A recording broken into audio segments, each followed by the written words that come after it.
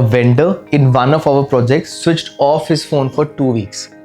No updates, no site presence, and fake promises were made whenever we tried to reach him. The client was aware of what was happening, but they were not that stressed because they knew that we were with them. Hi, I'm architect Diggvijay. We have total 12 years of experience and we have done close to 180 plus projects across 14 cities in India.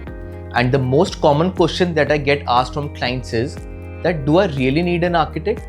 Or can I just hire a contractor and manage even the interior designing myself? Today, I'm going to share these two things.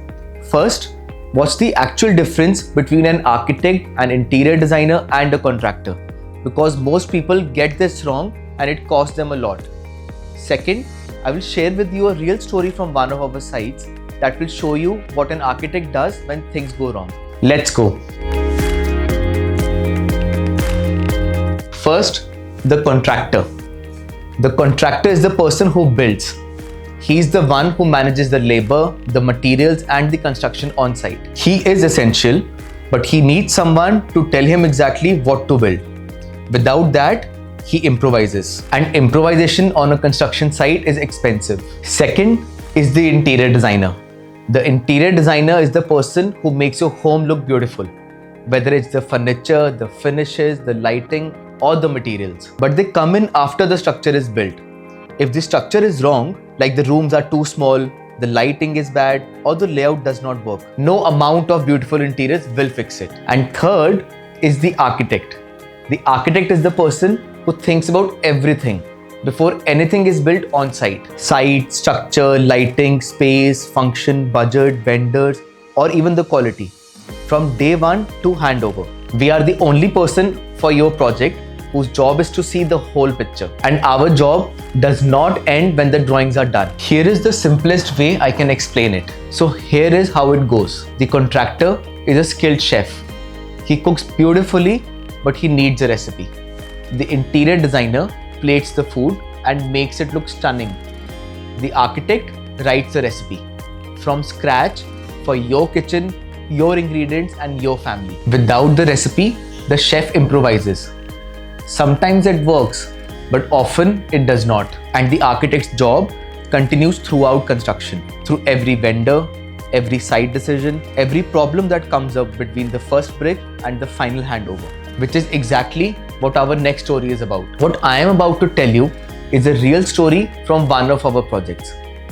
I'm telling you about this because this is the kind of situation that we handle as architects very quietly and professionally, so you don't have to. We were mid-project and a vendor had been appointed for a specific scope of work. Good portfolio, seemed credible, and we gave him the opportunity. But then it was silence. His phone was switched off, there were no updates and no site presence. When we did reach him, there were endless excuses. There were family problems, health problems. He was overcommitting. He always used to say, "Main kal aa raha hu," but he never used to come on site. He was based in Ludhiana, so it was not local for us. We could not walk into his office. And his delay wasn't just affecting his scope, it was creating a domino effect. Every other trade was waiting on him. The electricians were waiting, the finishing was waiting, and the client's move-in date was quietly shifting. And they had no idea of how serious it was getting. So here is exactly what we did. First is the background check. We reached out to known contacts in the industry. What is the vendor's actual reputation? The picture that emerged was clear. He overcommits, then manages clients based on who applies the most pressure. So we became that pressure. Daily calls were made. We were consistent, professional, and relentless. And then we sent someone physically to his office in Ludhiana. Not to threaten, but to make one thing clear, that we are not going away. A vendor's most valuable asset in this industry is his reputation. Once he understood that we were serious about protecting our client and serious about holding him accountable, things started moving. He was slow at first, but then the speed was consistent. Are you still confused about where to start? Contact us on the numbers given in the caption below.